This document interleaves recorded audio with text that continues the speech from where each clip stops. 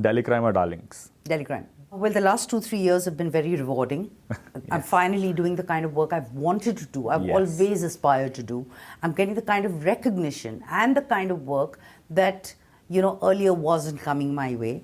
And I'm grateful, and I'm hoping this is just the beginning. You've always stayed away from this one topic when it comes to Satya and Satya Song. In recent promotions, did it become repetitive after a point of time? Is there a reason? Very. It's a lovely song. There's no debate. But I really can't. I mean, it's like, and it used to be like people play it to annoy me. I feel like my friends would do that. And every time I went anywhere, they'd start playing the song. And I was like, please don't do this to me. Please. And then they went into that Galla Gudiya song. Right. And I was like, calm down, guys. I mean, like, seriously, like, time out.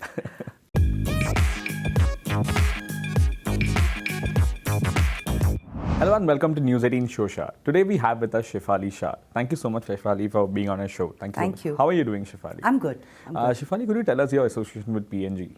Well, one is I believe in what they're doing.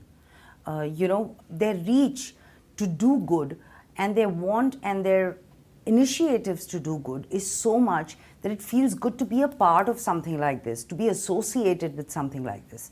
I'm glad that I can be a part of it.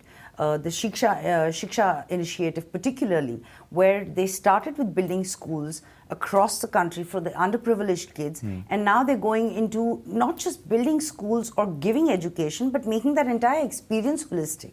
True. With this one that we were talking about today extensively, which is bridging the invisible gap, where you understand where the child is lacking and why the child is lacking, rather than just saying the child isn't interested, ya focus nahi hai, ya etc., etc. And I think I wish there was something like this that was brought to the attention of my parents or my teachers when I was a kid. True. It definitely would have helped me. Right. So would you say such kind of campaigns, where an invisible gap is being bridged, how would you say this kind of impacts the children who are unfortunately from the underprivileged, society? We have to understand that it's going to impact children all over. Okay. Even if you're in a good school. I mean, the one advantage is when you're privileged, you do have the option of doing extra tuitions, extra classes, etc., etc. Underprivileged kids who come from villages who don't have that much of infrastructure for it. And then to understand where and why the child isn't taking interest. It's not because they're not intelligent. True. Of course they're intelligent, of course they're smart, but they might have different interests. Somebody may be interested in maths, somebody may be interested in English. What happens is when you're sitting and listening to a teacher a lot of times, and if you lose a couple of sentences, you lose one concept, and then it becomes like a crashing of a house of cards. True. Because then you can't understand the aage ka concept. True. So this particular initiative is, and it's not just in talk. They have made this particular computer program, which is called MindSpark, where there is a customized program for every single child. Right. So you may be in the 5th grade physically, but if your certain concepts on a basic level of a 3rd grade aren't strong enough, that program can help you, strengthen your capacity to understand, to follow the whole logistics. They have another initiative where they have group classes, like studying with your peers. That is another very wonderful initiative. The very fact that there is a very simple test which you can take, which your child can take, where as a parent you can understand, okay, there is an invisible gap. My child hasn't understood the basic concepts of a certain subject. So it's not that the child is disinterested, or it's just that they haven't understood it, and we've got to make sure that the child understands it. True. And when when the gap happens and when a child can't cope, it does a lot of damage to their self-esteem, to their confidence. They start believing they're not good enough. True. And then finally it's like, matlab ye to kar hi nahi sakta, to chhod do padhai. I can understand, yes. So I think it's a very, very important initiative. Absolutely. Shefali, in your previous interviews as well, we've always spoken about how you have had a very humble beginning, your humble background. What would you say to a child for where you have come across, in your life, in your journey, from there till here, your journey so far? What message would you like to give a child today? What message would I mean, in reference to Yeah, my in reference humble to beginning? yeah, in reference to your education, in reference to your Well, in reference to my humble beginning, I think it's been one of the greatest strengths and advantages I've had. okay, Because when you are not necessarily privileged or born with a silver spoon in your mouth or have it all laid out in front of you, you have this drive to make it work. true, And like I very strongly believe that humility is a big part of who you are as a person. It makes you richer. You know, it's so when privilege can be used in a very negative term as well. true.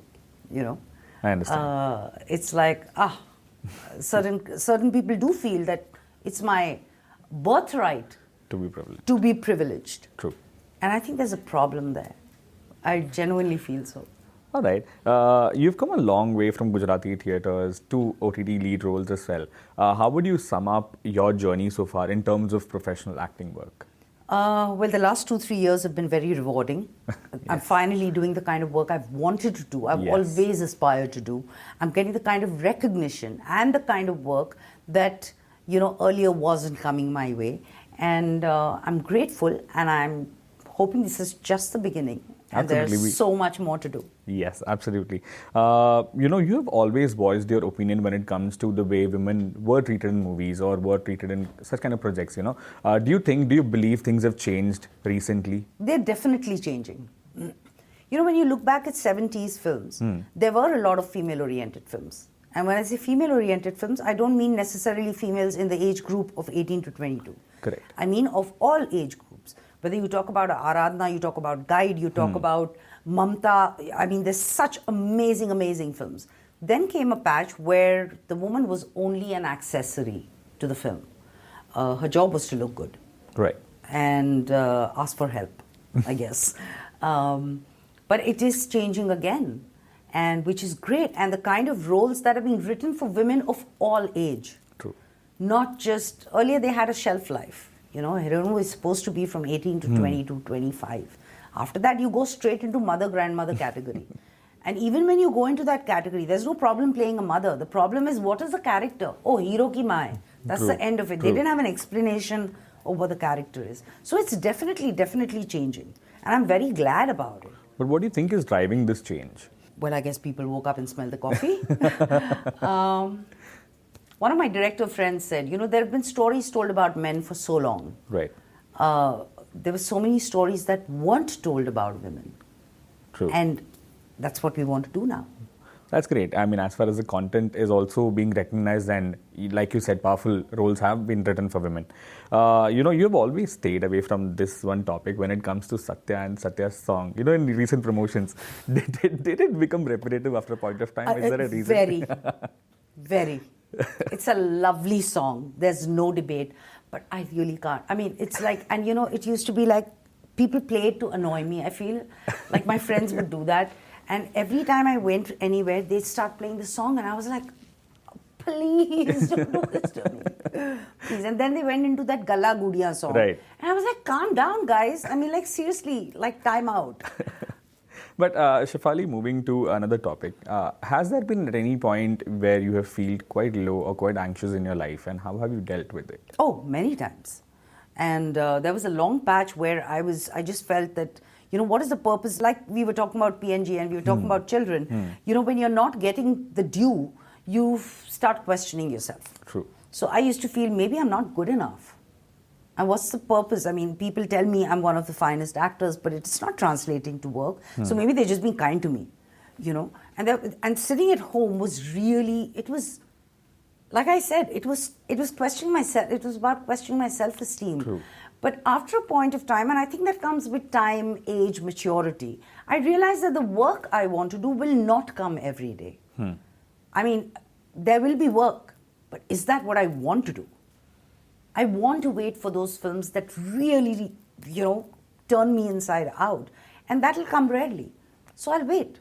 Right. So how did you deal with any moment of anxiety? Tell me on a day-to-day basis, because mental health is something that has been coming to limelight very recently, and people have started taking mental health very recently, very serious. How did you come out of such situations when it comes to anxiety, mental health pressures? Well, one though, I touch wood, I had a life besides films. True. I had my kids, I had my home, and the easiest thing to do is distract yourself and do something else. True. Then friends, thank God for them. You have friends and you chew their brains out, and some of them shake you up and say, fine, fight it. Or someone says, I understand what you're saying. And then finally seeing a professional. Because not everything can be handled by yourself. True. And to acknowledge it, that if you're uncomfortable in a space, if you're feeling in a certain way, if you're emotionally not feeling strong enough, or which is also manifesting physically, where you just don't want to get out of bed. There are days you just want to lie around. There are days we I don't even want to have a shower, kind of a thing. To register that there's something that needs to be addressed. And it's not a taboo. True. It is treated as a taboo, but it's really not a taboo. If you have a skin allergy, you'll go to a doctor, right? So if you have a thought process or a feeling that you cannot fight or you want to correct, why not go and see a professional about it? Absolutely. I mean, it's just really as simple as that. And that's what I did. That's nice. Shefali, social media has changed a lot, many things in the industry and as well as in our day-to-day lives. Even a teaser or a trailer cut is being made, keeping in mind the social media audience. As an artist, how would you say this kind of changes are? Does attention span of a person hamper your creative freedom in indirect ways? No, I don't think.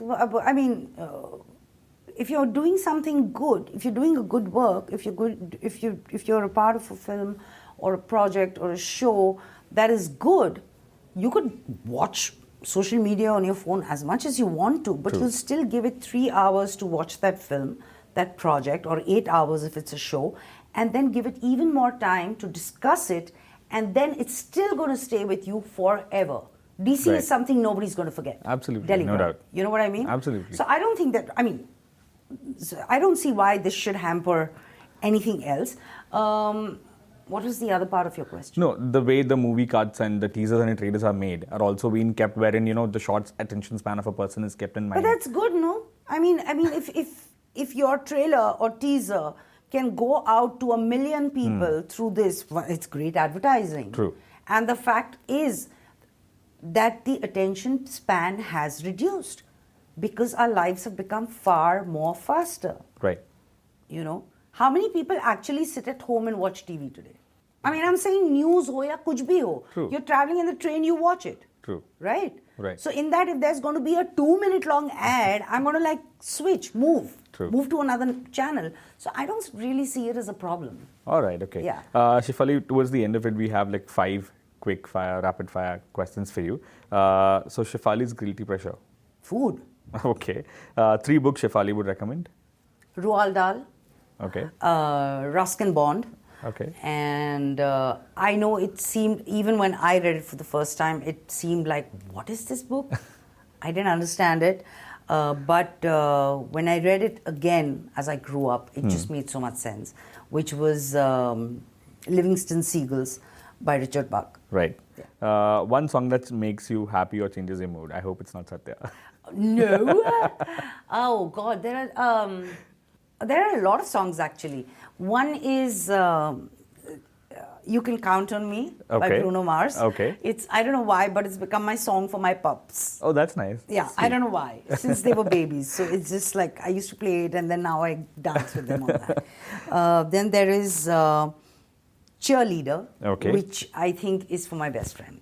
Okay. She's my cheerleader. Right. Hindi songs, anything that R.D. Burman, Gulzar Saab, Javed Saab, Shorda. The classics. Just classics. Right. Mangalorean or Gujarati cuisine, which is better? Mangalorean. Okay. Delhi crime or darlings? Delhi crime. Okay. Thank you so much. Thank you so much for your time, Shefali. Thank you. Thank you. Thank you so much. Hi, I'm Shefali Shah and you're watching me on News 18 Showsha.